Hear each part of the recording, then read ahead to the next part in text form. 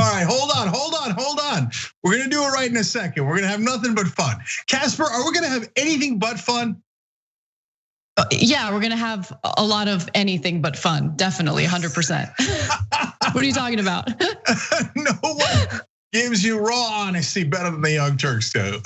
So we will have fun, we will have non-fun. We promise both to you guys. And most of all, though, soon we will have change.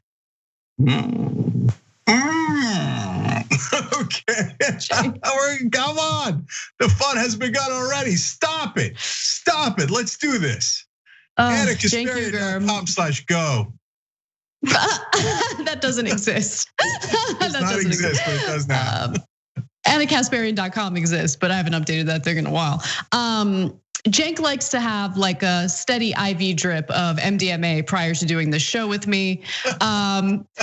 Which is why he's so hyped up. But anyway, we do have important stories to share with you. And I'm hoping that in the second half of the show, which I will be hosting with Francesca Fiorentini, we get to the story about what the Senate looks like now that Jon Ossoff and Raphael Warnock have won the Senate runoff races. What does it mean about the power shift and the power dynamic in Congress? It's a really important discussion to have. So I'm looking forward to that. But of course, we have updates on what happened yesterday with these Trump zealots storming the Capitol building, vandalizing the building, threatening members of Congress. A lot of updates on that and more. All right, let's do it. All right, sounds good. Let's start off with what happened in Congress yesterday. Vice President Mike Pence has declared Joe Biden the winner of the general election. I really don't know how many more times I need to say that Joe Biden won the general election, but it is now a month and a half out since election day. And just yesterday, after domestic terrorists disrupted the certification of the electoral votes, Congress did reconvene in order to officially certify those electoral votes. And so let me give you a little detail, a little video, and we'll discuss.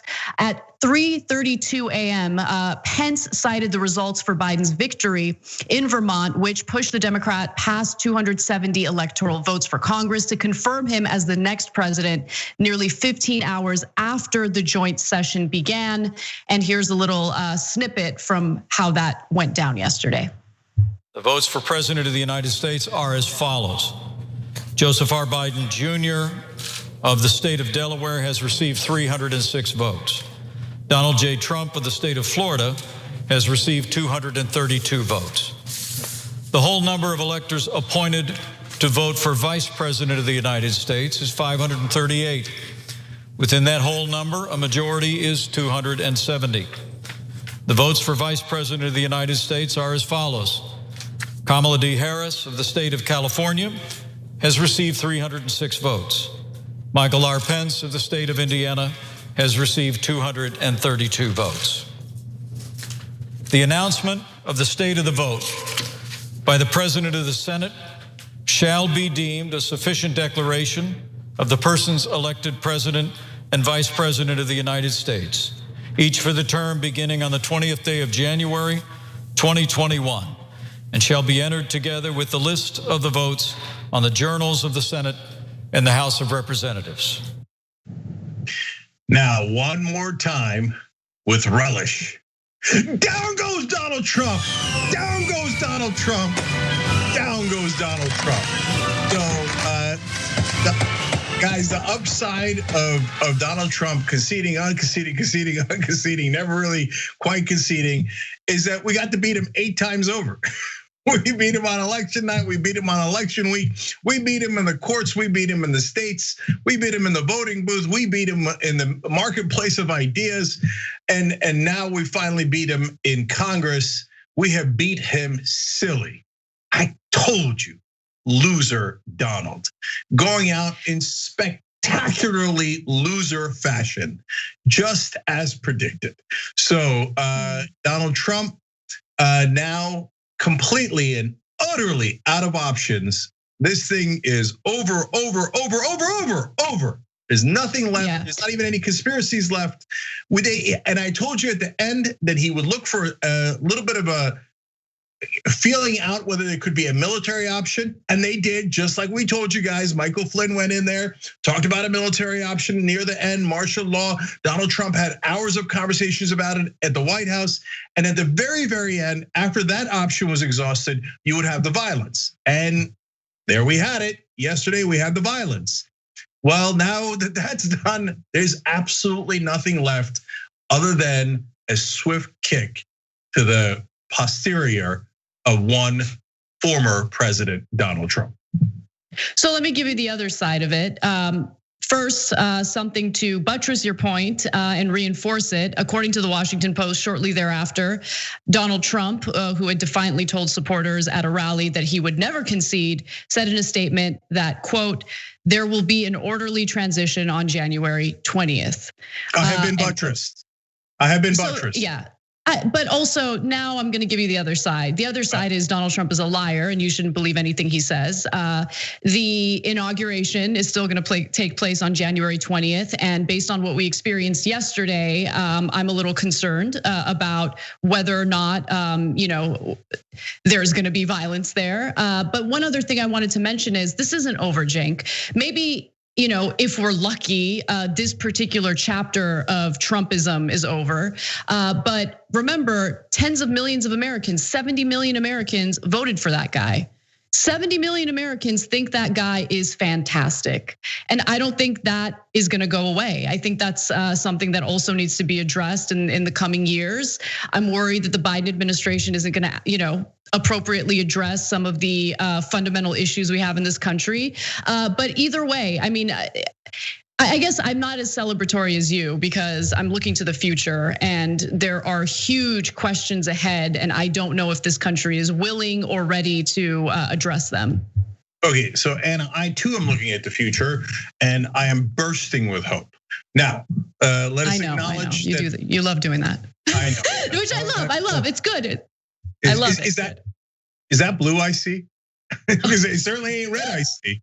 Okay, by the way, one more time, MAGA, na na na na na na na na na. Oh, what was that about an election meltdown? I don't remember us invading the Capitol and breaking things inside and getting people killed. I believe an election meltdown was what we saw yesterday. All right, now back to the buttressing. I appreciate that I've been duly buttressed, and I accept your counterpoints fully. But let me acknowledge and then get past it. So it's true, 74 million Americans did vote for Donald Trump, and they're not going anywhere, and they are largely still on his side, even though he has now lost the overwhelming majority of Republican politicians because the lunacy wound up at their doorstep, right? So it's the analogy that's often used is Frankenstein, and they did. They built this Frankenstein. They built it through the Southern strategy. They built it through the dog whistles that the Republican Party has been doing for decades. They encouraged racism. They encouraged fear. They encouraged hatred, and they built up a monster that was inevitable. It happened to be Donald Trump, but if it wasn't Donald Trump, it would have been another right-wing populist who came in and did very similar things. So we actually dodged a bullet in a sense. We got lucky that this Frankenstein, they forgot to put the brain in. Okay, so, okay, and next time let's hope they don't get it right.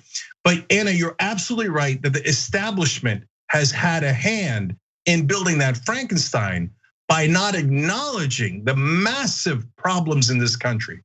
Now, the reason that I am hopeful is because I think that there are enough progressives in Congress and there are enough progressive groups out there now and enough power in those progressive groups and legislators that we can begin to make a significant difference. And already, look at this, Cori Bush on day one goes to expel the Republican traitors. The Democratic leadership would have never done that, never. In fact, they didn't love this idea in the first place. But progressives are saying, sorry, sad day for you. If you're not gonna fight him, we're gonna fight him. Okay, so step aside, Butch, we got this. So we will challenge not just the Republicans, we will challenge the corporate Democrats. And when we do, in the new day now, where there is a bigger and stronger online presence, and the media, the mainstream media is having to acknowledge and respond to that presence, we will start to pile up victories. And from now on out, it's going to be a very rough ride. I don't want anybody to get it wrong. Anna's absolutely right. There's massive populism on the right. They're not going to go away. There's populism growing on the left. There's a healthy and then there's an unhealthy version of that populism. But I think out of that muck is going to rise us, all of us together. You guys, us, the people that you have supported, and we're going to grow into a force that challenges the Bidens and the Pelosi's and the Schumers of the world effectively. And finally says, are you going to do this or not? And so going forward, a lot of the show will be about how do we bring that change to you guys? How do we fight every step of the way to make sure that we can get those bills passed that actually affect your lives? But the first and most important step was to make sure we didn't lose the country. And we almost literally had a war on our hands yesterday. And the reason I'm celebrating today is not just because Frankenstein has been put down, but because we have finally gotten past the fascists, so we can now move on to the fight, which arguably has been a longer and harder fight with the establishment. But we would have never gotten to that fight if we'd lost the country to the fascists in the first place. So you should take a minute here to have a sigh of relief and have a drink or whatever you do, and toast the fact that we have retained America. Now we'll move on to perfecting the union. Well, let's talk a little bit about Republican lawmakers who enabled Donald Trump throughout this entire process, but then immediately changed course once they realized just how bad it is to enable someone like Trump. So we begin with Lindsey Graham. Senator Lindsey Graham decided to abandon the sinking Trump ship following thousands of Trump supporters crowding and then breaching into the Capitol building yesterday. They vandalized congressional offices. They, in some cases, we'll show you video and pictures later, but one individual was shown with zip ties on the House floor. I mean, it was just absolutely horrendous behavior. And Lindsey Graham probably realized, oh, maybe I need to change my tune and abandon Trump right now. And so he did. As you guys know, Congress was certifying the electoral votes. And that was part of the reason why you had this angry Trump mob storming into the Capitol building. Now, after that disruption happened, Congress did reconvene. They finished the process, but before they did so, of course, there were still some GOP lawmakers who spoke out and challenged the electoral votes. Not Lindsey Graham, though. Lindsey Graham decided to go in a different direction. So we're going to show you a little bit of his speech, but I want to be clear about something before we go to it. This is not rehabilitating his image, okay? I want to be as clear as possible about who Lindsey Graham is. Lindsey Graham has no principles. He has no values. In fact, the only thing he values is himself and his own political career. So even though he seems to talk the talk here, do not forget about what he actually represents. Let's take a look. It is over. The final thing, Joe Biden. I've traveled the world with Joe. I hoped he lost. I prayed he would lose. He won. He's the legitimate president of the United States.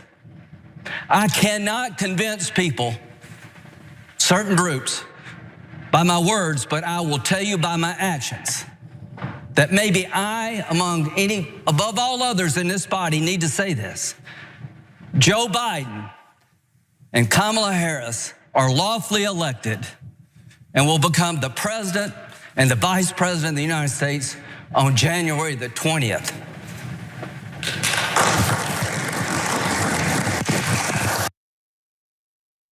So Mr. Tough Guy over there, again, he said what he needed to say. And so I'm happy that he gave the speech that he gave.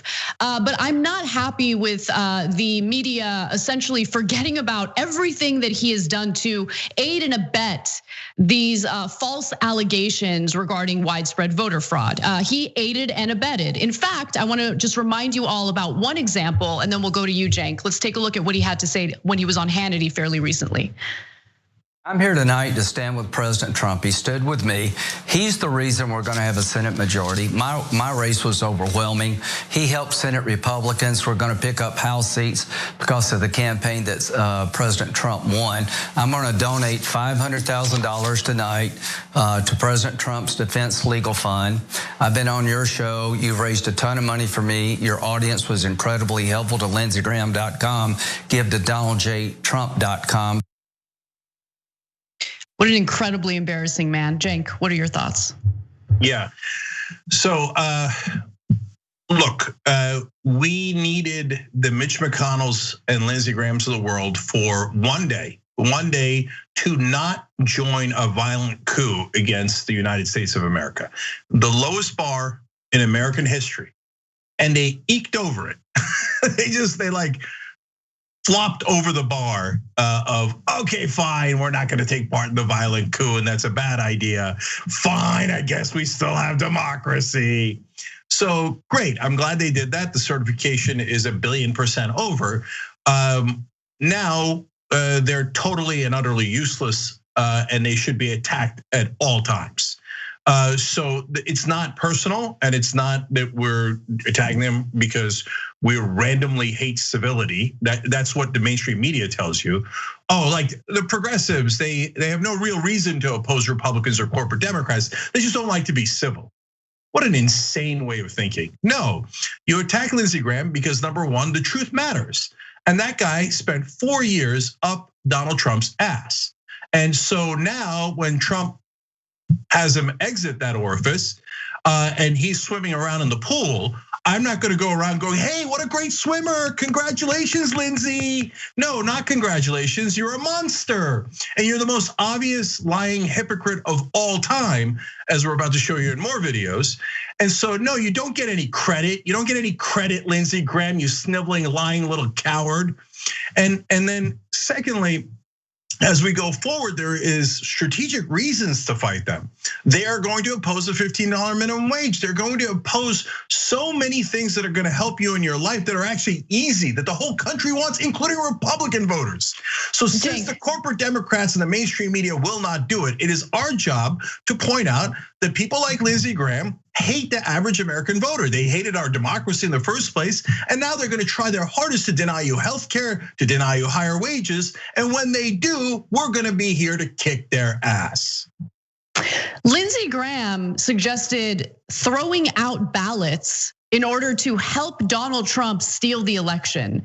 So I don't even consider him a run-of-the-mill Republican lawmaker that we're gonna debate with or battle with when it comes to policy. He's someone that absolutely should be prosecuted right now. He should be investigated for his part in enabling, aiding and abetting Donald Trump and his smears and lies regarding this election. Lindsey Graham is absolute garbage and does not deserve any type of leadership role, any type of position of power within our government, because he has proven over and over again that he's only looking out for himself and he's willing to aid and abet anyone, even someone who's trying to dismantle our democratic process or overturn legitimate results of this election for his own political gain.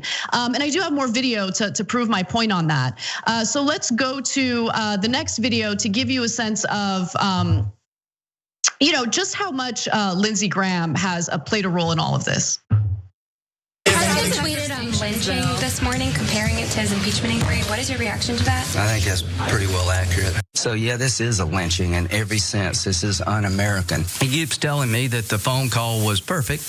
I'm saying, Mr. President, the phone call was okay with me. I'm a Marine, I went to Iraq, and I believe, as I believe that you do, that President Trump is not acting in accordance with you took an idea to defend the Constitution. You took an oath. Yeah, I did. I mean, you have. Is that it? That from the time President Trump wakes up till he goes to bed, there's an effort to destroy his presidency. Looked like a fun day. It was a fun day, and Trump's the best golfer. You're the best golfer. You see By that? far. David Perdue is the best golfer, second only to the president. And when anyone tells you who they are, you should believe them. Lindsey Graham was incredibly transparent about what motivates him, why he decided to become a Trump loyalist after he was elected, when during the Republican primary, he was vicious toward Trump. And during an interview with the New York Times, he said he repeated exactly what I'm saying and accusing him of right now, that he will do whatever it takes for his own political gain. Listen. I like being relevant, and the way you stay relevant is you stay engaged. There's a lot of space here to take on tough issues because most people shy away from them. Right. So Lindsey Graham said, like, John and I were relevant together. I mean, it was like we're sharing a meal together. We're sharing a value system together, and that value system was relevance. And I was confused by the word. I said, what do you mean by that? And he said, relevant is like in the middle of everything. Relevant is you're making a difference. It means that during the time in which you possess political influence and power, use it. Yeah, and the question that was posed to him in that interview was, how do you reconcile the fact that Donald Trump was so vicious, your good friend John McCain, and now you seem to side with Donald Trump on everything? And he answered with that, with that statement about how relevance is more important to him than doing the right thing, really. So that's who Lindsey Graham is. Yeah, look, the last thought on this is I'm curious how the rest of the media is going to handle this. Our job is to seek out truth and to share it with you to the best of our ability. So we're never going to mince our words. Lindsey Graham is a liar through and through. The world's biggest hypocrite.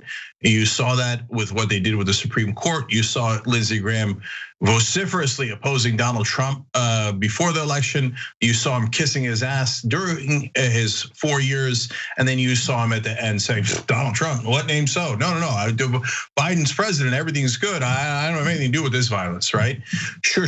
No, you fed that wolf, Lindsey Graham. That's the wolf you chose to feed, and you did it for your own ambition. And you even admitted it.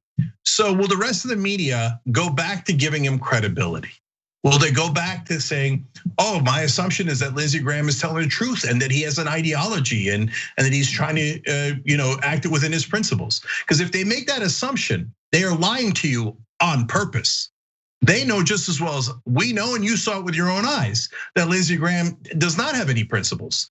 He's a lying hypocrite, Weasley politician who just wants to be quote unquote relevant, okay? So media, it's on you guys. If your set assumption is that politicians tell the truth. That has not been borne out by the facts. And the American people don't believe that, and they are right. If you continue to assume that politicians like Lindsey Graham are telling the truth, well, then you're not really reporters. You just aren't. You're people who help the powerful spread their propaganda. Your base assumption should be that people like Lindsey Graham are lying, and they have to prove to you that they're telling the truth, because that is a far more correct and factual assumption. If you don't go off of that, it's just that you've chosen that you don't want to do hard-hitting journalism. You want to accommodate power. And look, the good news is we don't know which way the media is going to go. They did get tougher with Trump. They did get tougher with power at the end. Are they going to continue that? Or are they going to go back to bowing their heads to Chuck Schumer, Nancy Pelosi, Mitch McConnell, and Lindsey Graham? Well, we're about to find out real soon. When we come back from the break, we'll discuss how the right wing, both in politics and the media, are trying to blame what happened yesterday in the Capitol on Antifa. So we'll give you the details on that and more. Don't miss it. And for those of you who are just tuning in, Francesca Fiorentini will be joining me for hour 2. Come right back.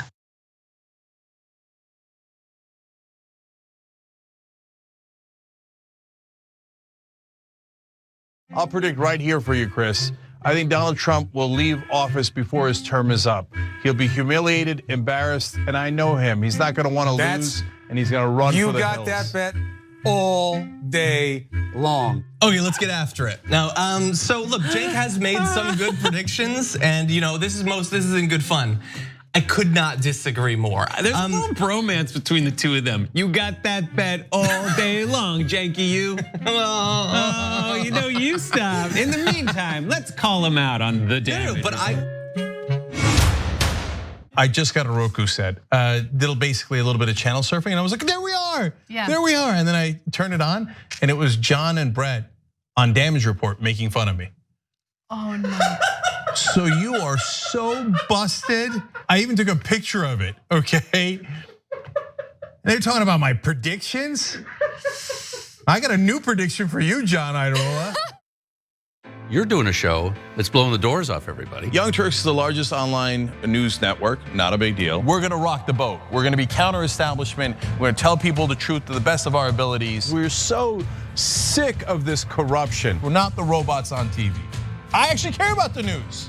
Guilty, I care. Fourth day on Occupy Wall Street. Last night we launched Wolfpack.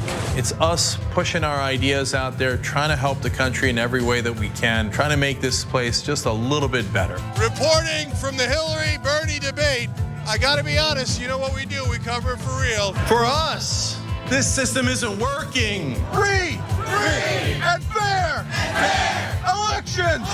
And when he told the cops that day, when they came to drag her away, and he said, if you're gonna chain her, you're gonna chain me. If you're gonna arrest her, you're gonna arrest me.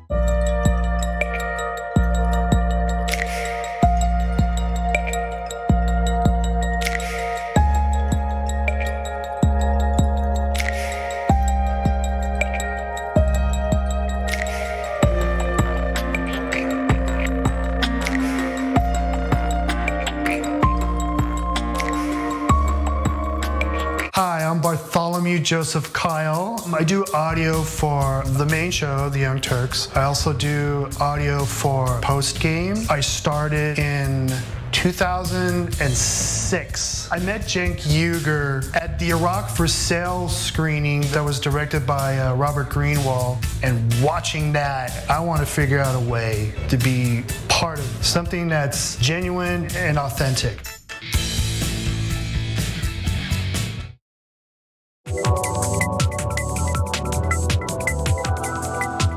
All right, guys, we're back on the Young Turks. Cenk and Anna with you guys. Don't forget, on the 18th day that we fired Donald Trump, we have the awesome You're Fired t-shirts on shoptyt.com. And I wore that out this morning, and a cash register lady at the grocery store was like, love the shirt. Where do I get that shirt? I can't get enough of it, okay? So shoptyt.com. By the way, I got a package from shoptyt today, and it said, from the thugs at shoptyt.com. Oh my God. All right, you ready for the next story? Right. Yes, let's do the next story. All righty. The right-wing Trump enablers who rushed to find ways to blame others for what happened yesterday, of course, are feeling a little guilty about the fact that they decided to enable Donald Trump, amplify his unfounded claims of widespread voter fraud for their own political gain, for their own fundraising.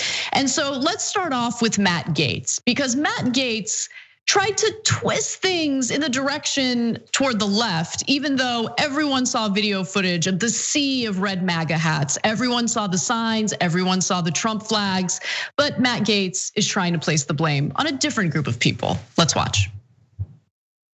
We really don't know who is behind this. I guess you could call these, for lack of a better word, Antifa-like tactics. We don't know if Antifa is out there. You're going to see that 99% of this was all peaceful, and a handful of folks, and again, we've got to get to the bottom of who they are, who they're representing, decided to try and kick the doors down. If Antifa was there, we need to root it out and to make sure that that's called out, because it shouldn't be blamed on groups that weren't responsible. I heard those reports too about possible Antifa infiltration. There have been reports that there were instigators. There is no evidence or proof. We also knew that there's always bad actors that will infiltrate large crowds. And we had the reports that groups like Antifa, other radical groups, I don't know the names of all of them, that they were there to cause trouble. Some pretty compelling evidence from a facial recognition company showing that some of the people who breached the Capitol today were not Trump supporters. They were masquerading as Trump supporters, and in fact, were members of the violent terrorist group Antifa. A lot of it is the media's fault. But Martha, keep in mind, we don't know who all were the instigators in this, of these horrible things that happened today. I think a lot of it is the Antifa folks. I don't know, there's a lot of questions out there, and I wish we could trust the media to do its job, to go research, report who all these people are. All right, so Matt Gaetz was sprinkled in there along with other conservative media figures and politicians who tried to blame this on Antifa, even though there's absolutely no evidence of that. In fact, Andy Ngo, who never passes an opportunity to blame something on Antifa, decided to just clearly state on social media that no, this ain't Antifa. But nonetheless, I also want to give you some other insane conspiracy theory that was floated by people like Gaetz. The Washington Times apparently reported a false story that was cited by Gaetz. The Washington Times report cited by Gaetz and others claimed that a retired military officer had sent the newspaper a facial recognition analysis of rioters by a technology firm called XR Vision. Those claims were echoed by an unsupported story by the conspiracy hawking right-wing site Gateway Pundit, claiming that at least one busload, they love buses, they always love to cite buses, one busload of Antifa thugs infiltrated peaceful Trump demonstrators as part of a false Trump flag operation. Okay, so that company, by the way, came out and released a statement. A facial recognition company says that viral Washington Times Antifa story is false. Matt Gaetz had cited the story in Congress as supposed evidence that Antifa was involved in the Capitol assault, but the company says it's outright false. Because of course it is. We know exactly what happened yesterday.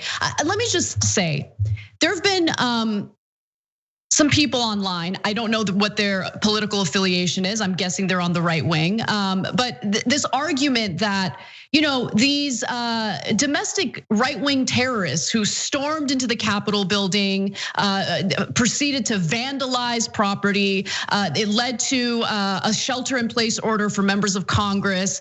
It's the same thing, exact same thing as the Black Lives Matter protests. But let's be clear about, first of all, the nature of what they did. There was a noose that they put up right in front of the Capitol building. There were pipe bombs found. There were all sorts of just incredibly depressing and terrifying things that went down yesterday, none of which were seen during the Black Lives Matter protests. And also, Black Lives Matter protesters were protesting about a legitimate problem in this country, the brutality that's been committed by police across the country. And it affects Black people disproportionately, but it also, of course, impacts everyone. That type of policing is something that needs to be discussed and needs to be addressed. What these Trump supporters were doing yesterday was they were attempting to overturn the results of the election, essentially throw out the results of the election because they don't like the fact that their dear leader wasn't reelected. They don't like the fact that the majority of American voters decided to fire him and kick him out of the White House. So since they didn't get what they wanted, they decided to show up to the Capitol building and try to get what they wanted through force. And of course, they're gonna fail in doing that. But whether or not they succeed or fail doesn't matter. What matters is what their intent was, what they were intending to do. And there's no question that the underlying motivation here is to essentially completely ignore our democratic process in order to get what they want. And that's You can't compare that to a legitimate protest like Black Lives Matter. Okay, so let me break down the pattern of how this works. So the Washington Times now has retracted that story about Antifa, but it is not stopping any of the conservatives on social media. That is where it began, but they then keep repeating it as if the Washington Times has not retracted the story, and the company did not come out with a statement saying that it was patently false. So after all of their believers believe it, then they then turn around and say, well, I mean, so many people believe it, we have to, assume it's true. No. You're the one who spread the lies in the first place. You can't then turn around. Marco Rubio did the same thing today about the election. He said, well, I mean, look, there's so many people who, and you've seen 1,000 Republicans do this. So many people believe that the election was stolen and it was fraudulent. So we have to respect them. And I'm really angry at Joe Biden's speech, which was divisive, because it doesn't respect the people who did not riot, but genuinely believe the election was stolen. Whether that's true or untrue, it doesn't matter. Since we lied to them and got them to believe that it was stolen, you have to respect their idea that it's stolen. You have to cater to their feelings. And so in order to not be divisive, you have to hug them and say, oh, that's such a good point about the election being stolen. Oh, that's such a good point about how Antifa instead of Trump supporters did this. No, it is not good points. It is purposeful lies done by people like Matt Gaetz.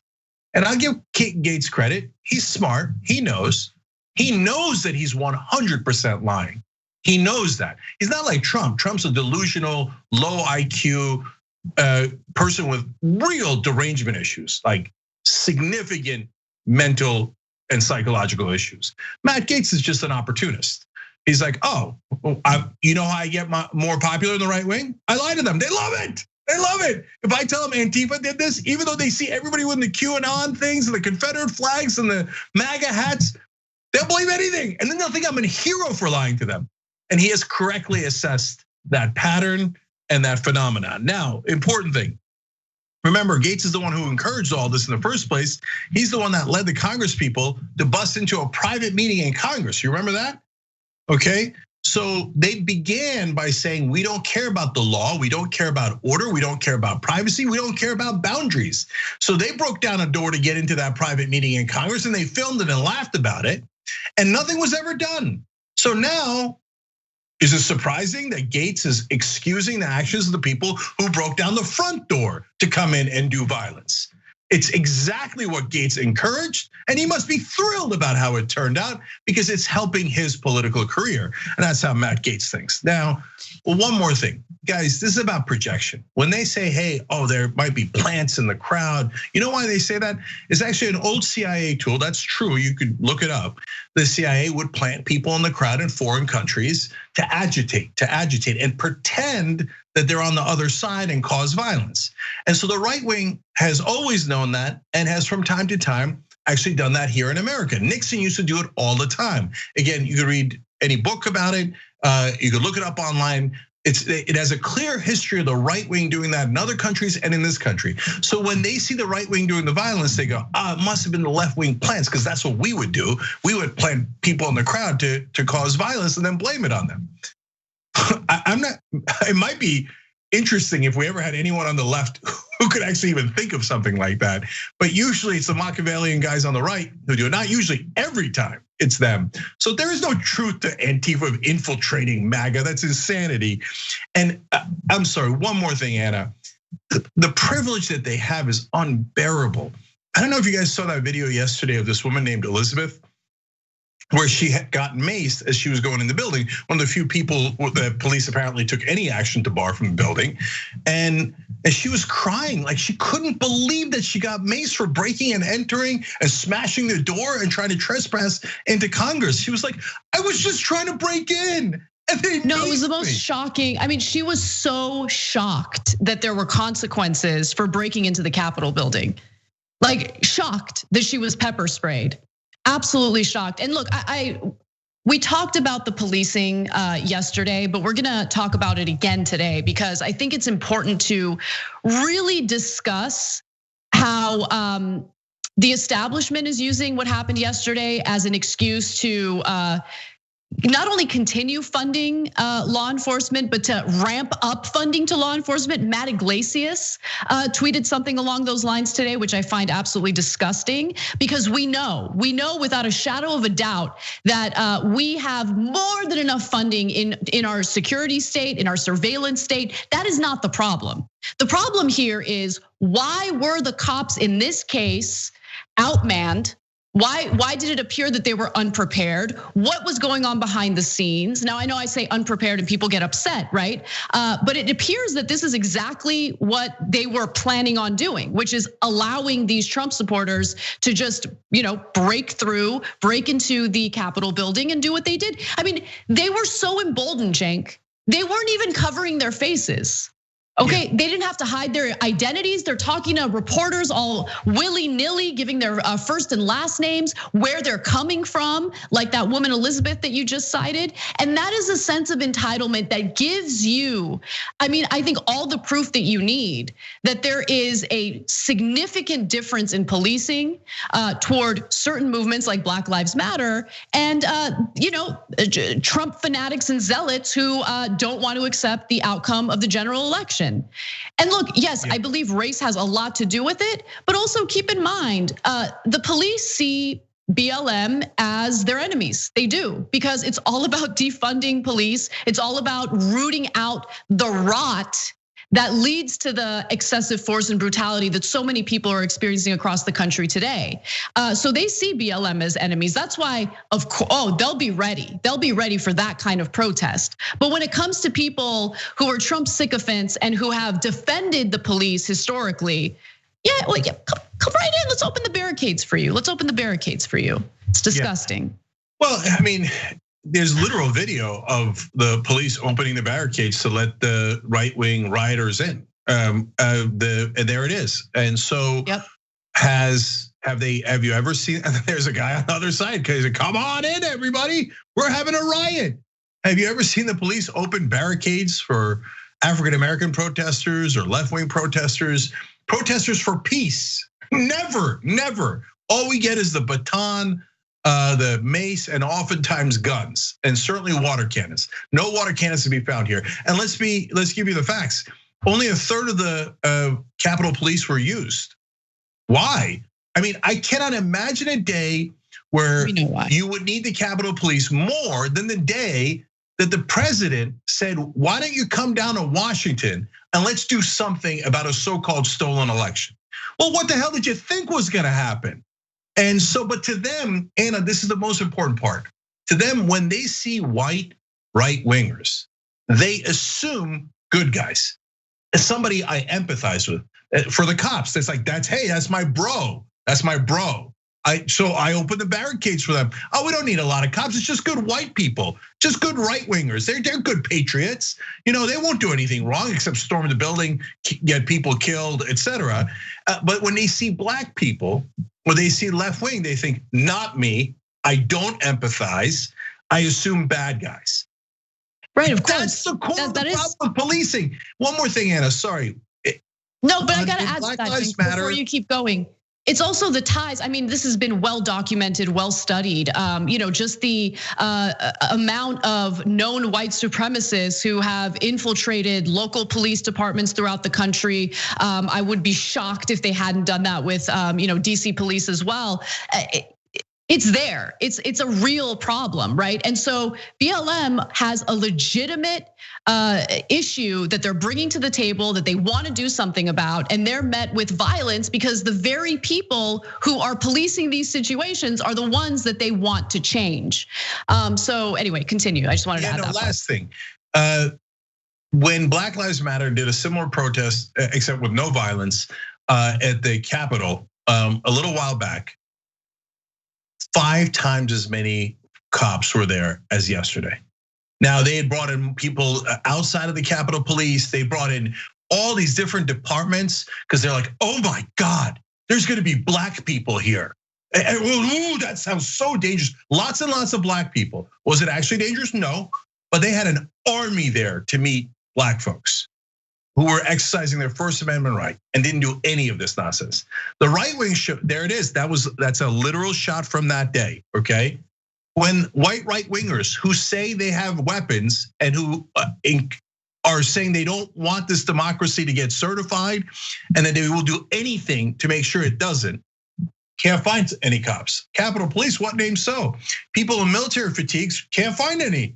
But what we could find cops opening the gates for the rioters. So if you can't see that double standard, you're trying super hard not to see it. We got to take a break. We'll be right back.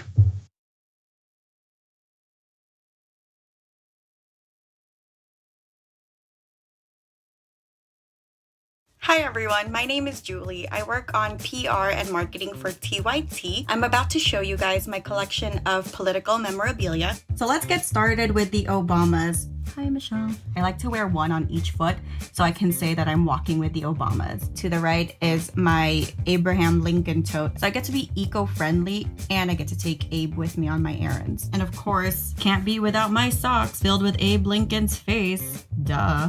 Brand new Bill Clinton socks. These were on clearance, Alexander Hamilton socks, which I like to wear during Politicon. This really cool lanyard as a souvenir from my internship back in 2013. Around it, I have my RBG keychain.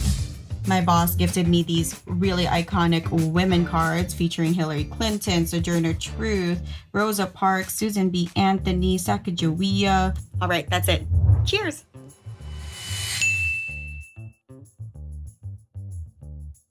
Public opinion, your opinion, has zero effect on public policy. The richest people in the country, their opinion has a direct effect. Leslie Byrne, a Democrat from Virginia, describes that when she went to Congress, she was told by a colleague, quote, always lean to the green. And to clarify, she went on, he was not an environmentalist.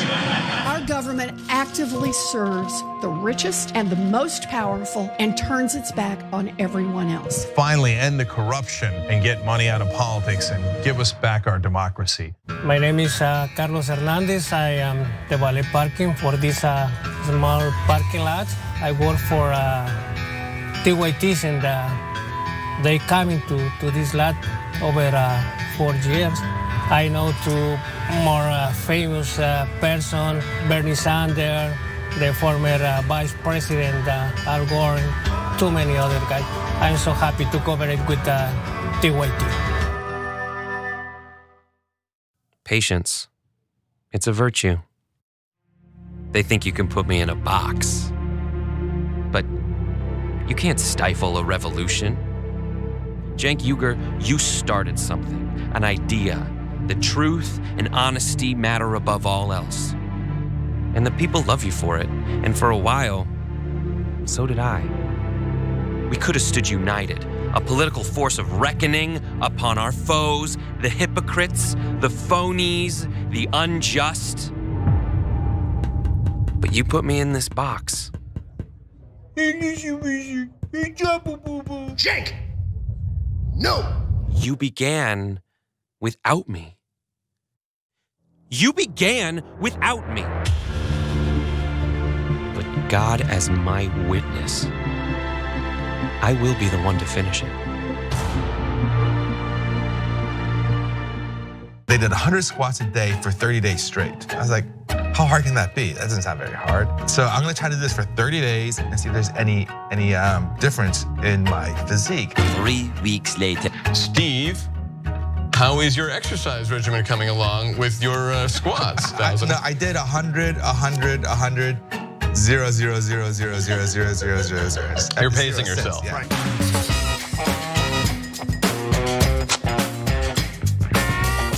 I'm back to gaslighting. Did you and I talk about gaslighting on Old School? Probably. That boss gaslit all his female employees. People who manipulate others like that make you feel like you're the weirdo. Why won't you punch yourself in the face? What is wrong with you? And you're like, oh my God, I feel so bad. Why didn't I just punch myself in the face and poke my eye out? I'm 47 and I just figured it out like earlier this year. You figured out somebody was doing it to you or that you were that it was that it would have been happening my whole life and I didn't realize it. Right.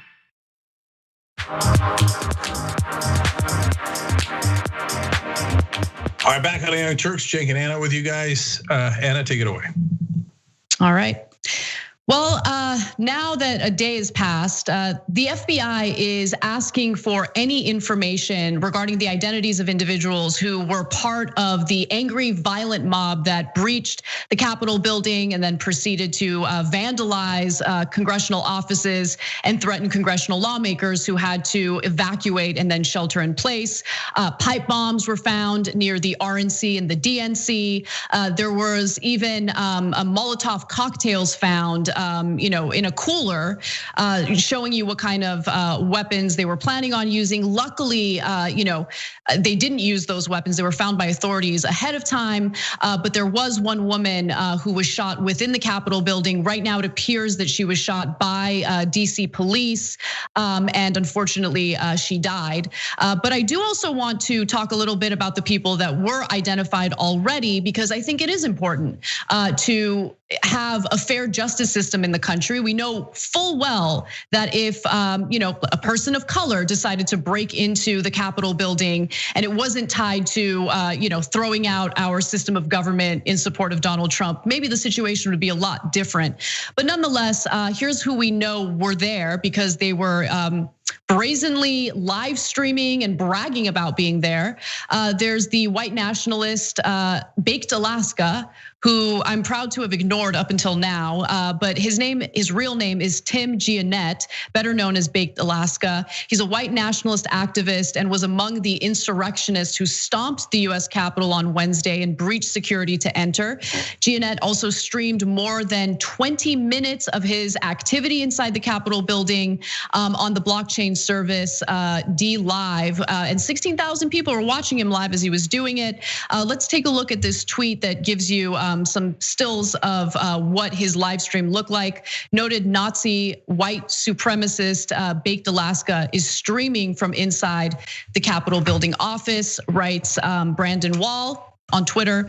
Nathan Bernard also shared some information about who was there. Holocaust denier Nick Fuentes and neo-Nazi loser Baked Alaska both live streamed from Pelosi's office after storming the Capitol. Neither have been arrested. And to give you some more info on all this, at one point, according to Insider, he suggested he would sleep inside a lawmaker's office. He's talking about Baked Alaska here, and use the desk phone to call President Donald Trump. At another point in the stream, a police officer inside the building appeared to be taking selfies with the rioters, a video that we showed you guys. And then one other thing for all the right wingers who are trying to pin this on the left or Antifa, I want to show you one of the people who decided to be part of this disgusting effort. He's wearing a shirt, a hoodie specifically, that says Camp Auschwitz. Just giving you a sense of what Trump and his supporters represent. Absolutely disgusting, hideous behavior, and there should be consequences for this. Absolutely, this was criminality, and they should be held to the same standards as anyone else who would do the exact same thing. Well, I have a little bit of breaking news on this too, Anna. But before I get there, let me just note, this is a side note, but really important. That sweatshirt about Camp Auschwitz, it's not an outlier. People that have talked to MAGA guys, including Walter Masterson, who I interviewed here, but many others too.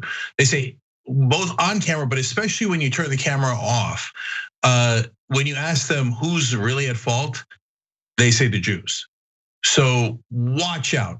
Over the next 4 years, anti-Semitism is going to be, unfortunately, on a significant rise as this far right-wing guys get more and more angry, more and more frustrated, and the Trumps of the world keep feeding them lies about how the elites are controlling their lives, not through the normal things like campaign contributions, et cetera, which actually is true, but through like the Jews and Soros, et cetera, and they're manipulating the immigrants against you, all this nonsense, and they're believing it. So that's a really dangerous, toxic stew that they're cooking up there.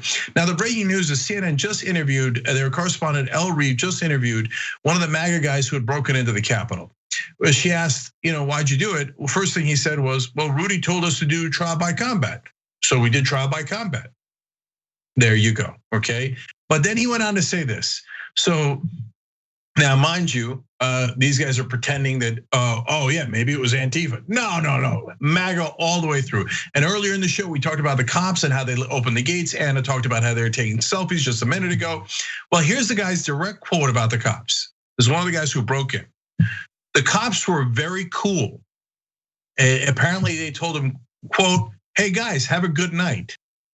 And remember, a lot of them on their way out, after they had broken in, after they had caused the violence, after they'd caused chaos, they were just escorted out of the building, not arrested. Unbelievable. And then one more quote from the guy who broke in. He said, "It's crazy, very weird. You can see that some of them are on our side," referring to the cops. Yeah, indeed, I can. And that's part of the problem.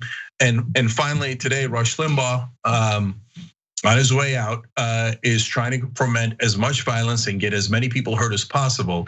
He talked on his show about how some right wingers are backing away from these protesters and rioters because they were violent. And he says he is not one of them, and he's glad that the American revolutionaries resorted to violence and that you have to do that in some circumstances. So that's who the right wing is. They naturally gravitate to violence because they would rather have power than justice. I also want to just quickly note, going back to the man wearing the Auschwitz hoodie. Yeah, there was a guy wearing an Auschwitz hoodie. I have no doubt that there's anti-Semitism within this group of rabid Trump supporters. But some of you might have also noticed in wide shot photos of the crowd that there were also, I spotted at least one Israeli flag, which I just don't get it. Like, I don't get how you could have so much pride and love for Israel and then associate yourself with a group of people who are openly anti-Semitic, so much so that one of them feels comfortable enough to celebrate what happened in Auschwitz. Like, it's unbelievable. But also I wanted to note in regard to the police, this is also a breaking story from Kristen Wilson over at CNN. She writes on Twitter that a US Capitol police officer involved in the riots at the Capitol yesterday has died. That's according to 2 USCP sources. So we also know that aside from that one woman getting shot and killed within the Capitol building, 3 other protesters died from what was referred to as medical emergencies. But I don't know what that means. I don't know what the details of those medical emergencies are, but people did die from what took place yesterday. Yeah. All right, let's do the next story. All right. So, Cenk, you have wanted to talk about the 25th Amendment quite a bit. And now we get to talk about it in detail. So, Trump administration officials have been considering invoking the 25th Amendment for Trump following the violent mob that broke into the Capitol building yesterday and proceeded to vandalize congressional offices. And of course, Congress had to evacuate and shelter in place until it took hours for cops to finally get control of this crowd. Now, officials, according to The Hill, have exchanged calls and messages about the extraordinary measure, which would require a majority of cabinet officials plus Vice President Pence to declare to Congress that Trump is unable to fulfill his duties as president. By the way, we're hearing more and more from Trump administration officials who believe that he's mentally unstable and unfit to be in office. The discussions appear to be limited, and it's not clear whether they have reached the level of any cabinet officials. It's not clear that officials would actually move forward with invoking the 25th Amendment, or that enough cabinet members would even support it, particularly given Trump has only 2 weeks left in office. So one White House official says that Mike Pence has not been contacted about this effort. So that's according to what was reported by The Hill today. Who knows if things have changed since then? But I think that, the 25th Amendment made a lot of sense way earlier in his first term. But of course, Trump administration officials have always been afraid of him. They won't stand up to him, and they know what the consequences will be if they even try. So unfortunately, this is an effort that I think came a little too late, but we'll see what happens. So let me give you some updates on that too. So first of all, CBS's Margaret Brennan reporting that there is was at least one cabinet official that was definitely talking about and considering using the 25th Amendment. So it's not just assistants or some sources close to cabinet officials, it's the cabinet officials themselves. So Mike Pence is reported as furious at Donald Trump and thinks that, of course, he's got stability issues. Look, the guy declared himself very stable. Only unstable people do that. They've all known it all along, but now it's just blowing back on them. Anna made a great point at some point in today's show. Look, the only reason why all these Republicans are upset and everybody in Washington is upset is because finally the violence came to their doorstep. When the right wing was attacking synagogues, they were attacking immigrant communities. They were trying to blow up buildings, and they were trying to murder the governor of Michigan. Unconcerned. When it shows up at their doorstep and their lives are a little bit in danger, oh my God, did you know that this is dangerous? Yes, we've been telling you that all along. But since it affected the cabinet officials and the vice president, that is part of the reason that they were considering using it. Also because a source told CNN that it's a close Republican, a Republican close to the president who talks to him on a regular basis, saying he believes the president is now, quote, out of his mind.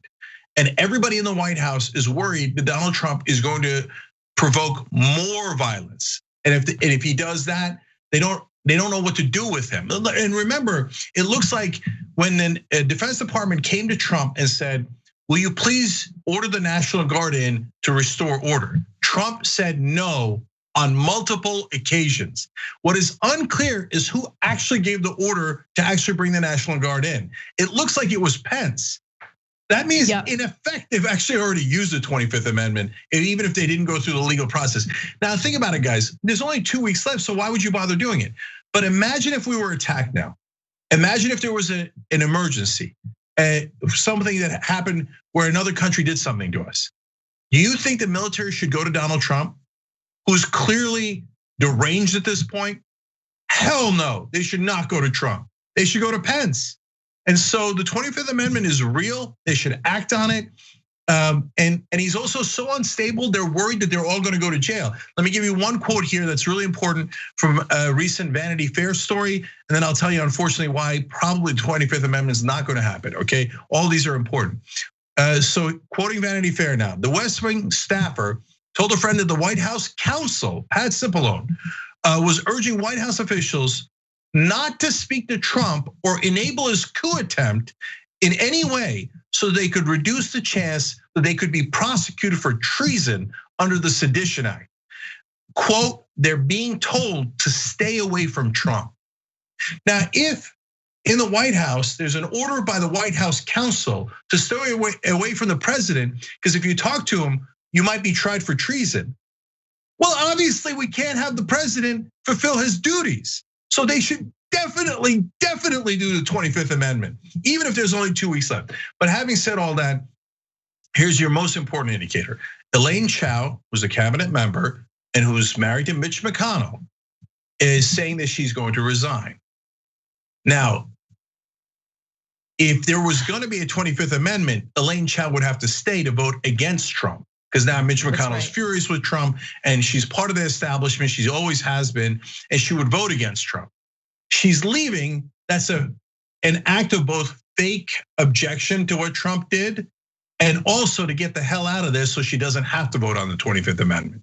So that means it probably will not happen. And why? Because of the coward Republican establishment led by Mitch McConnell, and in a lot of ways, Elaine Chao, who's been in the cabinet of nearly every Republican president of my lifetime. Yeah, I mean, they are. They're such cowards, and they've enabled everything that we've experienced under the Trump administration. In some cases, they went even further than enabling. In some cases, they absolutely supported and played an active role in accomplishing some of the horrific things that Donald Trump has wanted to do, including, yes, his viciousness at the border, the ridiculous trade wars that he engaged in that didn't actually amount to anything, that improved manufacturing jobs in this country. I mean, the right wing has been horrible all the way through Trump's term. And it doesn't surprise me that, of course, rather than holding him accountable in the last minute, they're gonna go ahead and jump ship or try to do whatever they can to rehabilitate their own reputations. But I'm not buying it. I know exactly what they are. And as I've said before, I'm gonna say it again. All of these Republican strongmen who pretend like they're all about, national security and doing what it takes to protect this country, all of them were easily castrated by Donald Trump, who's perhaps the stupidest person I have ever seen in politics, and that's saying something. There are some pretty dim individuals that we've experienced. But with that said, we do have to take a break, and when we come back, Francesca Fiorentini will join us to discuss the very GOP enablers who still decided to challenge the electoral votes yesterday after right-wing extremists stormed the Capitol building. And later in the show, we'll also talk about who else is quitting from Trump's administration.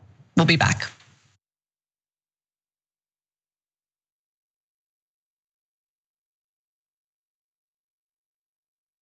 I'll predict right here for you, Chris. I think Donald Trump will leave office before his term is up. He'll be humiliated, embarrassed, and I know him. He's not gonna wanna lose, and he's gonna run for the hills. You got that bet all day long. Okay, let's get after it. Now, so look, Jake has made some good predictions, and this is in good fun. I could not disagree more. There's a little bromance between the two of them. You got that bet all day long, Janky, you. Oh, you stop. In the meantime, let's call him out on the damage. But I just got a Roku set. Did basically a little bit of channel surfing, and I was like, there we are. Yeah. There we are. And then I turned it on, and it was John and Brett on Damage Report making fun of me. Oh no. So you are so busted. I even took a picture of it, okay? They're talking about my predictions. I got a new prediction for you, John Idarola. You're doing a show that's blowing the doors off everybody. Young Turks is the largest online news network, not a big deal. We're gonna rock the boat. We're gonna be counter-establishment. We're gonna tell people the truth to the best of our abilities. We're so sick of this corruption. We're not the robots on TV. I actually care about the news. Guilty, I care. Fourth day on Occupy Wall Street. Last night we launched Wolfpack.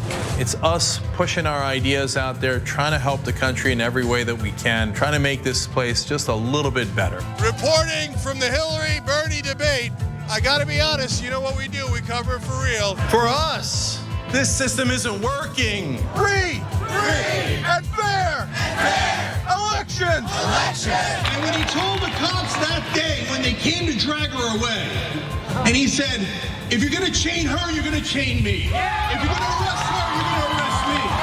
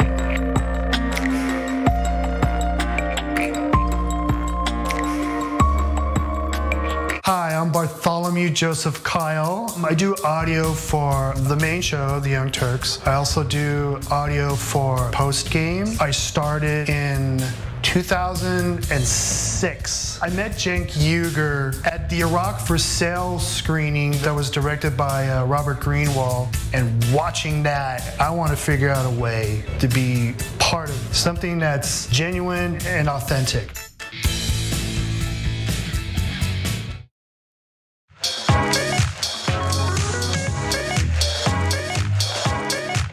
What's up, everyone? Welcome back to TYT. Anna Kasparian and Francesca Fiorentini with you. What's up, Francesca? Everyone should check out the Bitchuation Room. Oh, yes. Watch the Bitchuation Room podcast back. There was a puppet. We got an actual Proud Boy played by me and a puppet. It got weird is what I'm saying, Anna. Thank you for having me. It's good to see you, I guess. I mean, it's always good to see you, but this moment is strange.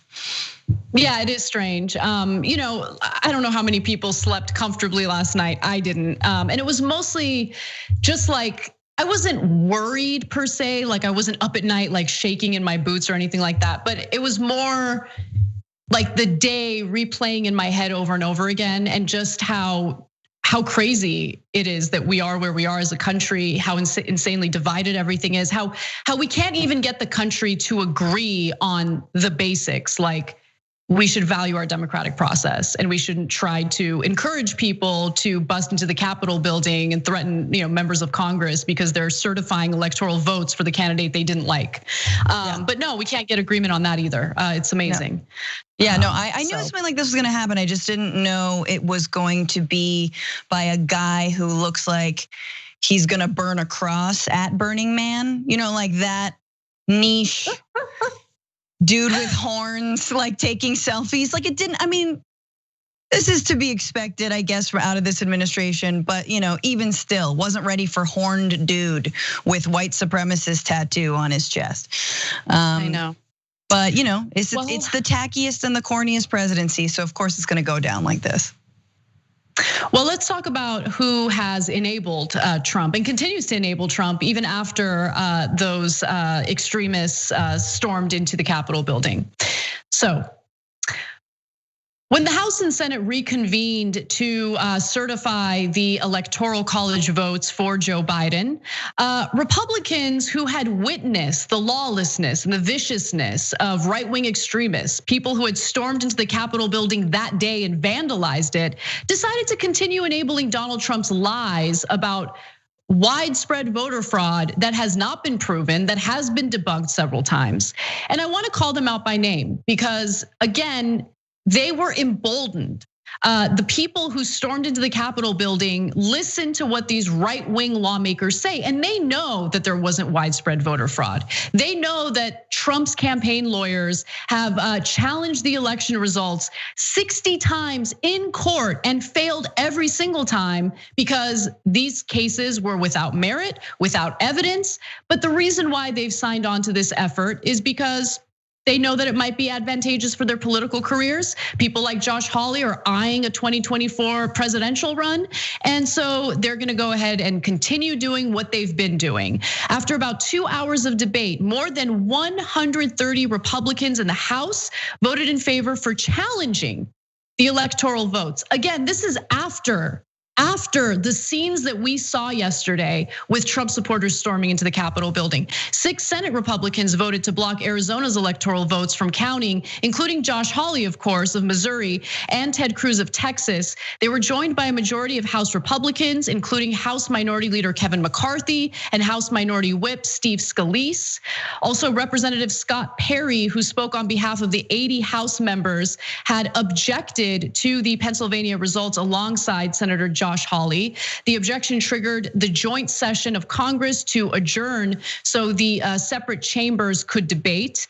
And then finally, the objection, luckily and predictably, fell on a 282 to 138 vote. Earlier, the Senate had rejected the challenge in a 92 to 7 vote.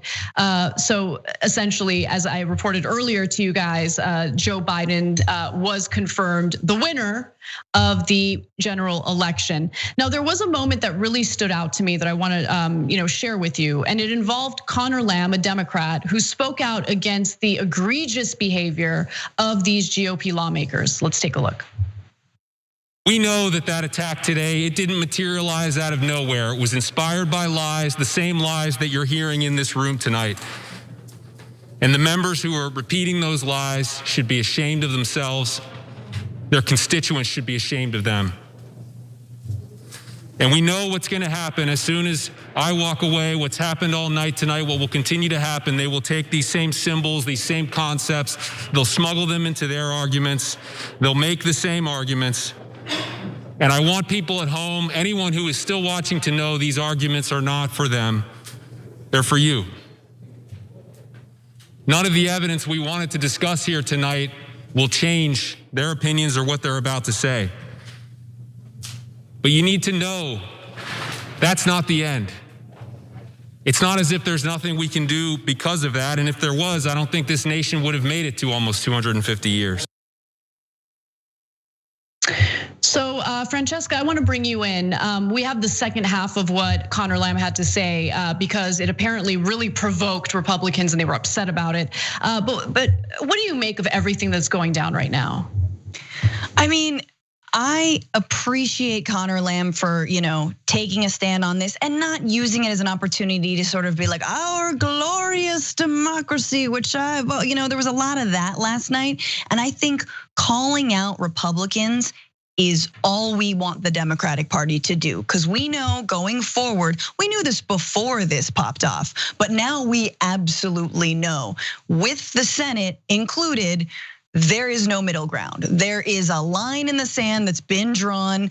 It's just a trail of MAGA sludge. And if you're on one side of it, you're on the side of believing in a democracy. You're on the side of believing that vote counts matter and that people who won the Electoral College, even though we know we want to abolish it, that matters, right? On the other side is just the moon is made of green cheese. Donald Trump is president, and also Q and Lord. Like, there is no halfway. So I'm glad that Conor Lamb, who's otherwise kind of moderate, is going straight to the issue, which is the incitement of violence from the Republican Party.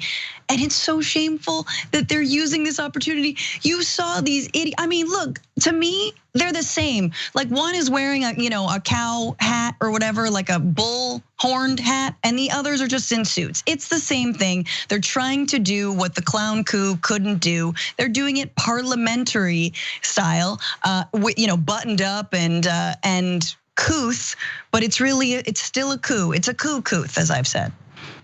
Yeah, I mean, it's a pathetic attempt, but just because they're incompetent and are failing at it doesn't mean that it's not serious. Because think about what happens to their collective consciousness if there are no consequences for what happened yesterday. Just think about that. It continues to embolden the very people who already felt entitled enough to breach the Capitol building several times and then proceed to break into congressional offices, vandalize them. There was a terrifying image of someone on the House floor carrying a handful of zip ties. What was he gonna do with those zip ties? I mean, absolutely horrendous behavior. And again, what you're experiencing in the video that I'm about to show you happened after these right-wing extremists stormed into the Capitol building. So here's the second half of the statement that Conor Lamb was giving, and just pay close attention to how Republicans reacted to it. The fact is that at the end of the day, people. Gentleman from Virginia. Gentleman will say this point of order. The gentleman will say his point of order. Yes, ma'am. Point of order. The gentleman said that there were lies on this floor here today, looking over this direction. I ask that those words be taken down. We may have a disagreement on matters, but Mr. Land, it's not timely. This side of the aisle lies. No, the gentleman's name was not timely. You didn't register an appropriate time. The gentleman will proceed. Thank you, Madam Speaker. Madam Speaker, the fact is that at the end of the day. Yeah, look, you say that about me every single day. So the truth hurts. Hold your tongue. The gentleman will proceed.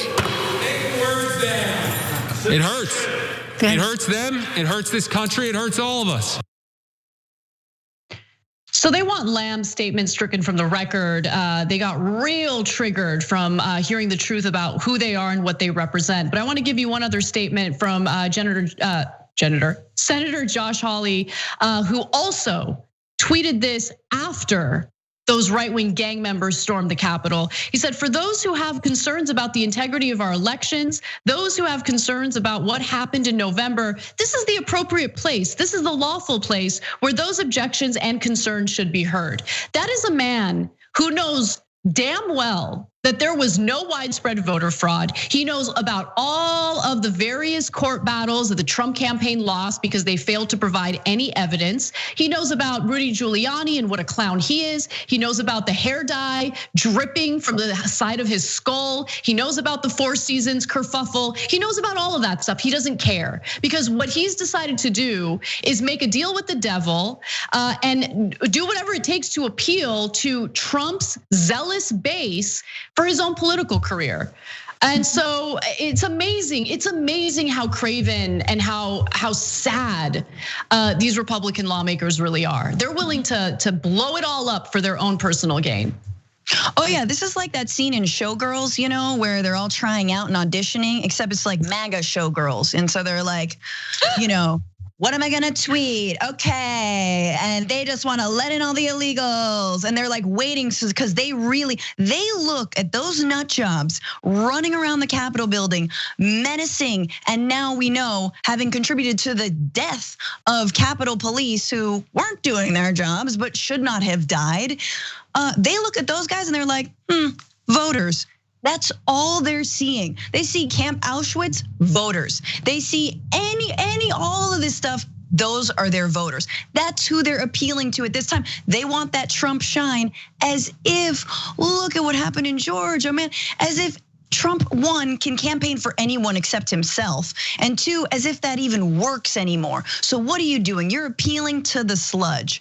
Great, do a little dance, turn around, show us your behind. I don't know, like, it's disgusting. Like, you want to think that like Ted Cruz had that fundraising email ready to go, and it was like part of the MailChimp scheduled, email, and he didn't take it back before he sent it out. In the middle of the storming of the Capitol, he sends out a fundraising email. I mean, it's just disgusting.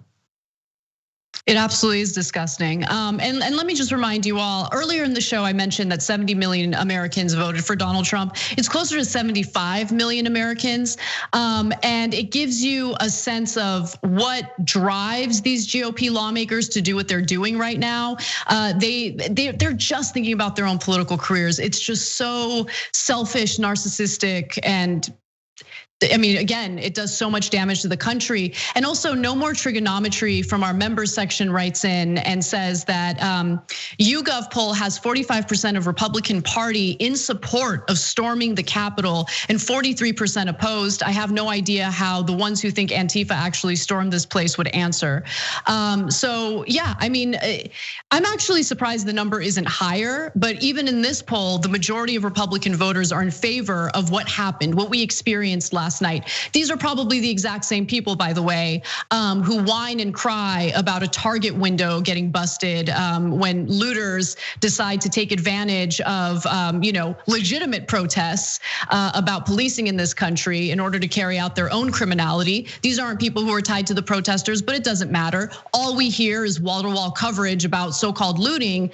When in this case, I mean, the vandalism that took place, oh, that's totally fine. I mean, the right wingers in this country who voted for Trump, the majority of them apparently think it's okay if they storm the Capitol, to the point, by the way, that congressional lawmakers have to evacuate and then shelter in place.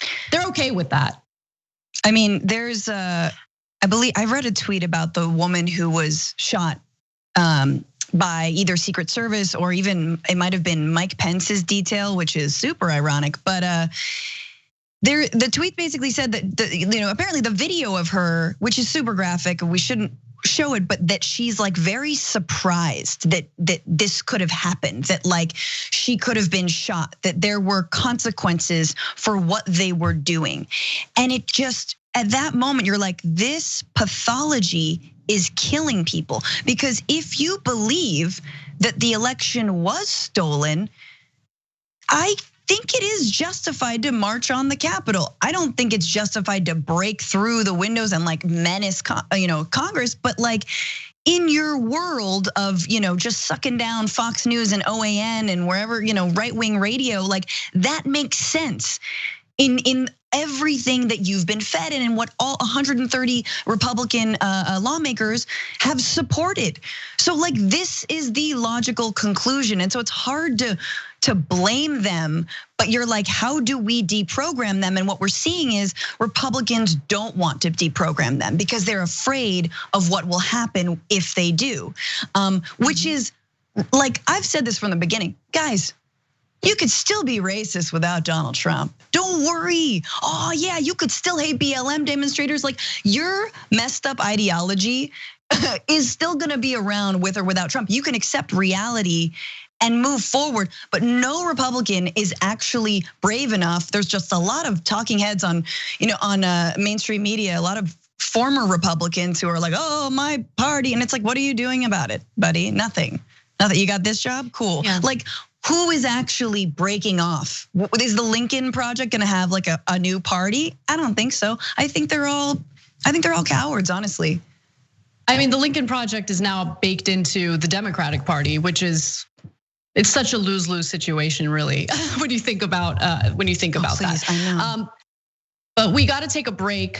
So let's do that. And when we come back, I do want to share that story with updating you guys about what happened with policing during this situation. We have that and more for you. Stick around. We'll be right back.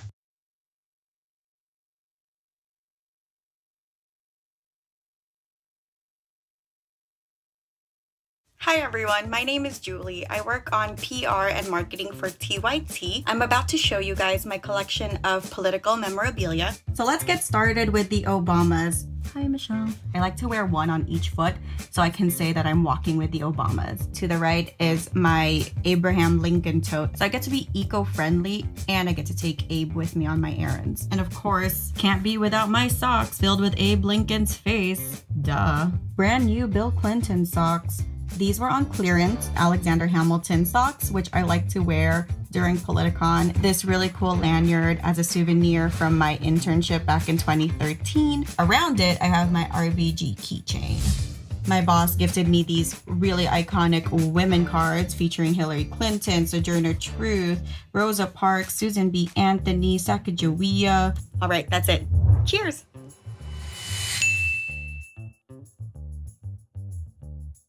Public opinion, your opinion, has zero effect on public policy. The richest people in the country, their opinion has a direct effect. Leslie Byrne, a Democrat from Virginia, describes that when she went to Congress, she was told by a colleague, quote, always lean to the green. And to clarify, she went on, he was not an environmentalist.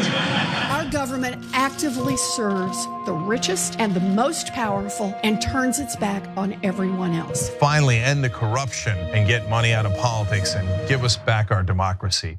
My name is Carlos Hernandez. I am the valet parking for this small parking lot. I work for TYTs and they coming to this lot over 4 years. I know two more famous person, Bernie Sanders, the former Vice President Al Gore, and too many other guys. I'm so happy to cover it with TYT. Patience. It's a virtue. They think you can put me in a box. But you can't stifle a revolution. Cenk Uygur, you started something, an idea. The truth and honesty matter above all else. And the people love you for it. And for a while, so did I. We could have stood united, a political force of reckoning upon our foes, the hypocrites, the phonies, the unjust. But you put me in this box. Jake! No! You began without me. You began without me. But God as my witness, I will be the one to finish it. They did 100 squats a day for 30 days straight. I was like, how hard can that be? That doesn't sound very hard. So I'm gonna try to do this for 30 days and see if there's any difference in my physique. 3 weeks later. Steve, how is your exercise regimen coming along with your squats? No, I did 100, 100, 100, 0, 0, 0, 0, 0, 0, 0, 0, 0. You're pacing yourself. Yeah. Right.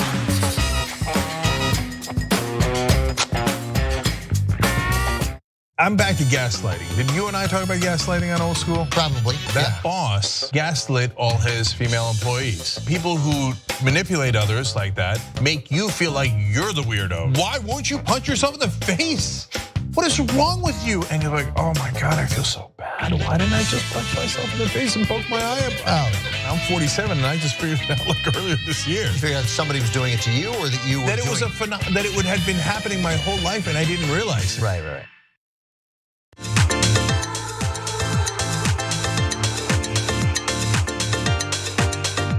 What's up, everyone? Welcome back to TYT. Anna Kasparian and Francesca Fiorentini with you. Thank you so much for joining us. I know it's been a long 2 days, and a lot of our show has been dedicated to what happened yesterday and its aftermath. But it's an important story, and I do think that we should go back to discussing what happened with the policing. Yesterday's disgusting, breach of the Capitol. So let's get right to it. The DC Mayor Muriel Bowser criticized the Capitol Police for their response to the riots as they broke out, as these rabid Trump supporters broke into the Capitol building and vandalized property. There were pipe bombs found by authorities. Dozens of people were eventually arrested. Yes, there were people who were armed. I'm sick of the right wing pretending like people were not armed. Weapons were recovered from what went down yesterday. But the question of why the police were unprepared, and I say unprepared because it looked like they were unprepared, but the question is, what was really going on behind the scenes? We know that there have been threats about January 6th. For weeks, we knew that something was likely to go down. The question is, why weren't there enough cops there? The mayor said she believes federal law enforcement responded more forcefully to Black Lives Matter civil rights protests in the city last summer than they did to violence on Wednesday inside and around the perimeter of the Capitol. She called for an investigation into that apparent disparity. And there have been calls for people to step down and people to lose their jobs. And I'll give you an update on that in just a second. But she's right. And I want to show you some images of what it looked like within the Capitol building yesterday. You have this man holding a number of zip ties, and of course, what do you think he's gonna do with those zip ties? Luckily, congressional lawmakers evacuated before he could enter the room and were told to shelter in place. But I think it's pretty clear what those zip ties are for. As is mentioned in that tweet, the Trump guy brought zip ties to the congressional chamber. They were planning to take hostages.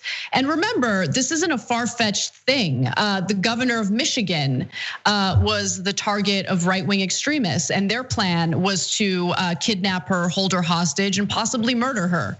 So right-wing extremists in this country continue to be a huge problem. The FBI has been warning us about that for a long time now, and those warnings have largely been ignored. There was also a noose outside of the Capitol building. Seems like it would take some time to erect that noose and get that ready, but it's just interesting that no real response from police as all of this was going down. Police also found a cooler with Molotov cocktails in a vehicle that had, and a vehicle, by the way, that had long guns in it. There were weapons found on the scene. So anyone who's trying to minimize this and make it seem like, oh, it was just a bunch of Trump supporters who are, they're just getting rowdy. It's not a big deal. No, it is a big deal. And one other thing I want to mention before I bring you in, Francesca, Matt Iglesias today tweeted something that made fun of the efforts to defund the police, right? And the whole idea of that is to take money out of police budgets and redirect it to social services. People like social workers, for instance, who are better suited to handle specific cases involving mental health issues. I think that it's a pretty specific effort.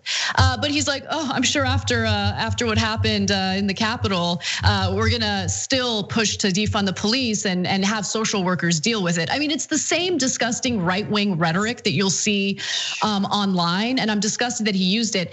Funding the police is not the issue here. We know that we have a tremendous amount of resources pumped into policing, into surveillance, into the so-called security state. That is not the issue here. There was, in my opinion, an intentional effort to not respond appropriately to what happened at the Capitol. And don't allow either party, anyone from any political affiliation, to persuade you that we need to beef up the security state. We do not need to do that.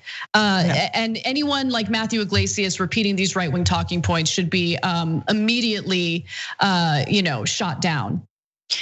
I mean, you're absolutely right. This, in fact, it proves the point of the Black Lives Matter movement, what happened yesterday, because anyone with eyes saw the way that they soft pedaled, backpedal. I mean, it is so fishy what happened yesterday. Look, I've been arrested multiple times in New York. I have friends. I've been to DC and protested many times, for things like stopping the war. Global justice. We don't want the IMF running the governments and economies of, global South nations. Yay, remember that fight? Yeah. Friends of mine got their faces like beaten in by cops, like mega $1 million settlements. Just so the brutality of the DC police, of the Capitol Police. When they want to, they absolutely can. Something happened yesterday. Something happened. I don't know what.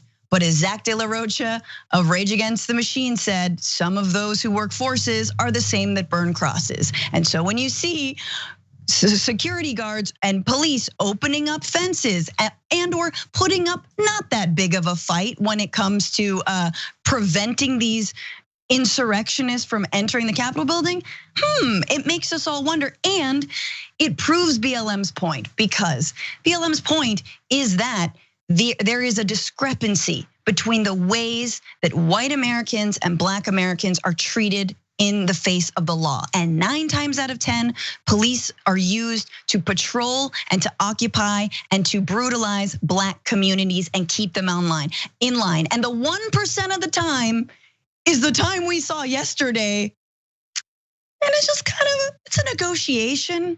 It's a talking down. I never heard get on the ground, not once from those videos. And guess what? I've also never seen all of last year, all of the BLM demonstrations, all of the police brutality. How many times did you see a fist flying the other way? How many times did you see a demonstrator try and clock a cop? I didn't see a single time. Now, I'm not saying it didn't happen, but yesterday, like what? I can't even keep track of how many times I saw people try and attack police. So no, it was amazing. The last thing I'm gonna say is like, there is, look, Blue Lives Matter is a piece of crap. Like the Blue Lives Matter movement is BS. It's just a racist movement, okay? It's just, we want Black people in their place. That's all it is. Blue lives don't matter to these people. You heard on the videos, they were saying F the cops openly and loudly. Well, just today, news broke that one of the cops who was there with the DC police died. From what happened yesterday. We don't know all the details yet. This story was late breaking, but there were four Trump supporters who also died as being part of this disgusting effort to storm the Capitol building. We talked about the woman who was shot in either the chest or the neck. There are conflicting reports on that. And I also find it strange that we still don't have very many details on what happened in that particular incident. And then there were 3 others who died from health emergency related issues. And I mean, just the lack of detail into what was really going on. Yes. Why were shots fired within the Capitol? And we'll definitely fill you guys in as soon as we learn more and we can confirm more. But you're absolutely right. Like the thing that was so jarring to me was I can't imagine like anyone feeling emboldened enough to throw punches at these cops, right? And you just see it. You see them fighting as if it's just like a street fight, not a big deal, not a big deal at all. And I want to show you other, pieces of footage that have gotten some attention online for obvious reasons. For instance, cops also help them out by, opening up barricades. We've talked about that. I didn't see cops opening gates or barricades for BLM protesters. Cops also took selfies with them. So here's one video that shows them getting rowdy. And look, the cops right here, there's really not much they can do. There's only a few of them, but the question is, why are there a few of them? Absolutely. Why are there a few of them? And then there's another video that we had that literally showed them opening a barricade for them. And in that case, come on. And then Brett, I actually want to go to the selfie video next because we can keep our sound up and use it as B-roll. But you have actual footage from, I believe, that baked Alaska white nationalist guy showing cops like happily taking images or selfies with these people who breached the Capitol building and proceeded to vandalize congressional offices. On a day, by the way, where pipe bombs were found near the RNC and the DNC. And here's how they responded to Black Lives Matter. Let's take a look at how prepared they were for people who wanted to protest against brutal policing and excessive force in this country. It looked like absolute war, right? Mm-hmm. They came ready. Yeah, this is Iraq.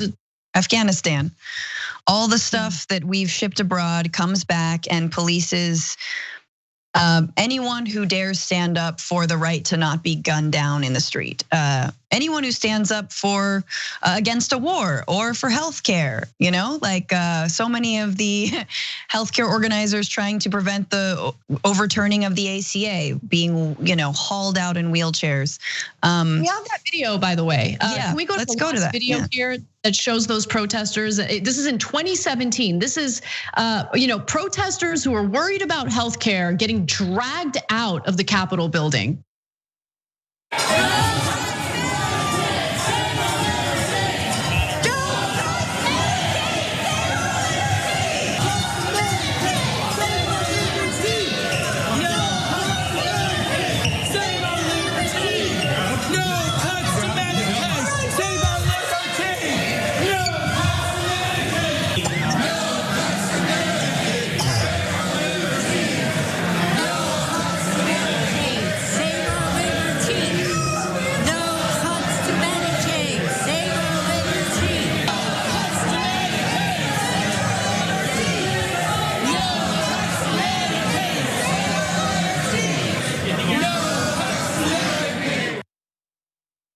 So, if you challenge the profit of private insurance companies and try to just secure the bare minimum that Americans have gotten in healthcare protections, you'll get dragged out of the building. There's no question. So I do want to give you some updates on what's happening in regard to some consequences, although I don't think it's enough, and I hope that there is a full-blown investigation. The US Capitol Police Chief Stephen Sund is resigning amid criticism over the lack of preparedness to deal with Wednesday's violent mob on Capitol Hill. Pelosi also called for the resignation for Sund. And luckily, he will be stepping down. But this is a systemic problem. I think it goes beyond, getting rid of one or two people. They need to do more because obviously there's an issue with police that are not only complicit, but supportive of what went down yesterday. Yep. Senate Democratic leader Chuck Schumer, by the way, said that he will fire Senate Sergeant at Arms Mike Stenger when Democrats take majority later this month. As you guys know, those two Senate runoff races in Georgia went in favor of the Democratic candidates. So Democrats will have control of the Senate. And so that's really good news. Nancy Pelosi said that House Sergeant at Arms Paul Irving will be be resigning after the Capitol was run over Wednesday by a pro-Trump mob. So a little bit of good news, but certainly not enough. And we do need to see a full investigation into why there was really no real response or reaction to these Trump zealots, right-wing extremists, and gang members who stormed into the Capitol building. We got to take our final break of the hour. Let's do that. And when we come back, we have more news for you, including people leaving the Trump administration.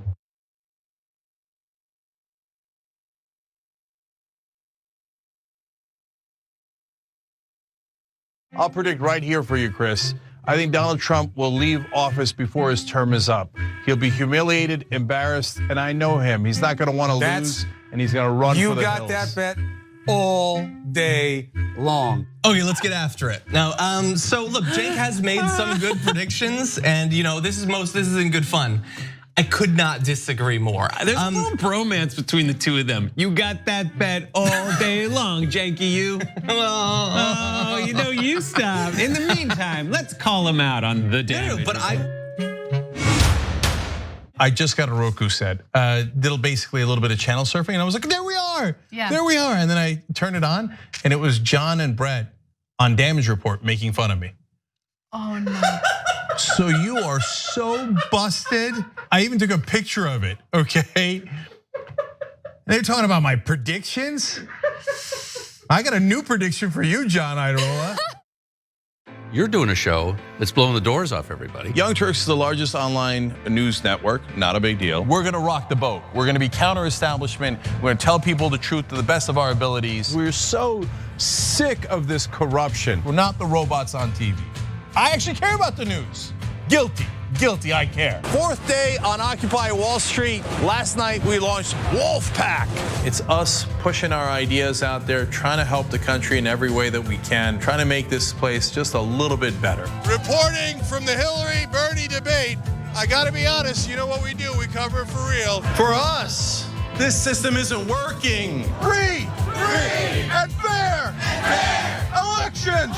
And when he told the cops that day when they came to drag her away, and he said, if you're gonna chain her, you're gonna chain me. If you're gonna arrest her, you're gonna arrest me.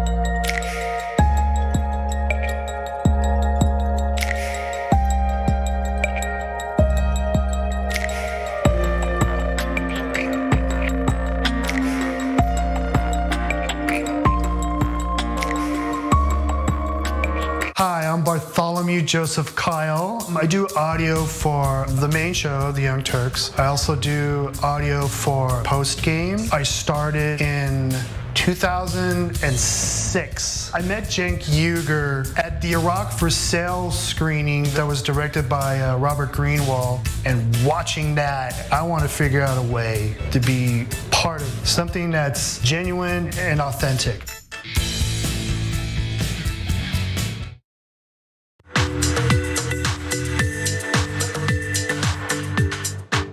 Hey everyone, welcome back.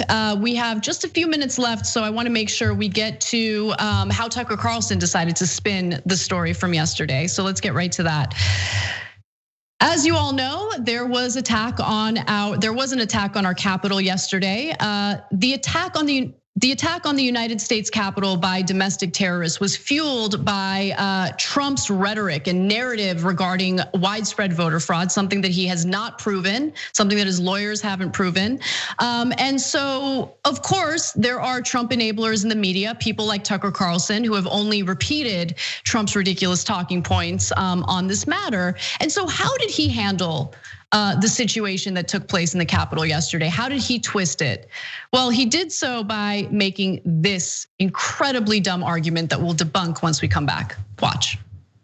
Of Americans sincerely believe the last election was fake. You can dismiss them as crazy. You can call them conspiracy theorists. You can kick them off Twitter. But that won't change their minds. Rather than trying to change their minds, to convince them and reassure them that the system is real, that the democracy works, as you would do if you cared about the country or the people who live here, our new leaders will try to silence them. What happened today will be used by the people taking power to justify stripping you of the rights you were born with as an American. Your right to speak without being censored, your right to assemble, to not be spied upon, to make a living, to defend your family, most critically. These are the most basic and ancient freedoms that we have. They're why we live here in the first place. They're why we're proud to be Americans. They're what make us different. And they're all now in peril. When thousands of your countrymen storm the Capitol building, you don't have to like it. We don't. You can be horrified by the violence. And as we said, and we'll say it again, we are horrified. It's wrong. But if you don't bother to pause and learn a single thing from it, from your citizens storming your Capitol building, then you're a fool. You lack wisdom and you lack self-awareness. You have no place running a country. We got to this sad, chaotic day for a reason. It is not your fault. It is their fault. So anyone who has different ideas and questions the, just like the hateful nature of the right wing, their viciousness toward communities of color, toward immigrants, it's their fault. It's those people who encourage somehow these insane, violent right-wing extremists to storm into the Capitol building, to break into the Capitol building. One guy with zip ties, by the way, probably to attempt to hold hostages. What is he doing, right? Like, it's our fault, by the way. It's our fault for calling into question a system that has led to so much inequality, the two-tier justice system, which has led to the protests that we experienced over the summer. Those are the protests that he's citing in that ridiculous rant. Anyway, I've had enough of this buffoon. And how does his audience not see that he's talking to them? Like, the tone that he uses when he's talking to his audience, he talks to them as if they're morons. How are they not endlessly insulted by the way he talks to them? He talks to them like they're children. Yeah. Well, takes one to know one. And he is only talking to white nationalists. They're gonna take away your rights to carry arms inside the Capitol building. They're gonna take away your rights to form a militia in the woods and then go stalk women in hijab around the city. They're gonna take away your rights to run your car into Black Lives Matter demonstrators. Those are the rights that he's talking about. And because Trumpism is so pervertedly based on unreality, it's essentially a religion. And the argument he's making is, in effect, we are a religion. Our right to contest a democratic election is our religious belief. And you trying to stop that is essentially trampling our rights to be absolutely crazy. It makes no sense. And yet it fits in the right wing ideology of it always. Why are you hitting yourself? When you're old, I have an older brother, and he, you grab your arm and you just start hitting. He would grab my hand and start hitting me, and he'd be like, "Why are you hitting yourself? Why are you hitting yourself?" And I'm like, "I'm not. That's you moving my arm." That is what the right does. That's all they do. They're the ones who are punching you. They're the ones oppressing, and then they're like, "Why are you doing this? Why are you making me do this to you?" Oh, it's so sad. So let me ask you something. let's think about it in this context. I'm very curious how Tucker Carlson would handle this. And when I say curious, I know exactly how he would handle it. Let's say it was discovered that a Muslim individual had planted 2 pipe bombs, one near the DNC, the other near the RNC. Now, as you guys know, pipe bombs were found at both the RNC and DNC yesterday. What would the reaction be? Would Tucker Carlson come on his show and say, no, it's not their fault for planting those pipe bombs. It's actually the US government's fault for antagonizing Muslim individuals. Is that the argument he would make? Right? Would he clear them of any criminality? Of course he wouldn't. No. Of course he wouldn't. And no one should. You plant pipe bombs, that's an issue. No matter what your political ideology is, regardless of who you agree with, who you disagree with, I don't care. That's criminality, but you should face the consequences for that, and they should be condemned. But that's not what Tucker Carlson's doing here. He's erasing and whitewashing the criminality of these Trump supporters, and then placing the blame on individuals who have been fighting for justice in this country. Yeah, I mean, literally, they have the presidency. Like, they won. These guys are not embattled people. I mean, in a way, like, you want to call them terrorists, but like terrorists usually do what they do because they don't really have that much power, like historically, sort of like they don't wield a state, they don't have the support of a president. These guys have the support of a president. This president essentially sicked a mob on his own Congress.